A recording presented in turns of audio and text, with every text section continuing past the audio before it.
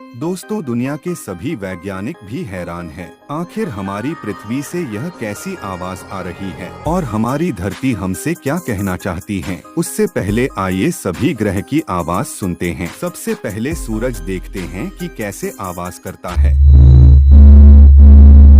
उसके बाद mercury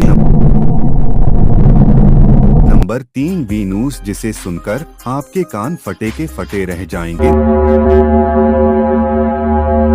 number 4 Jupiter. आइए सुनते हैं कि यह कैसी आवाज करता है। दोस्तों, आखिर में धरती की आवाज सुनने से पहले इस वीडियो को लाइक करके चैनल को सब्सक्राइब कर दे। तो आइए सुनते हैं कि हमारी धरती हमसे क्या कहना चाहती है।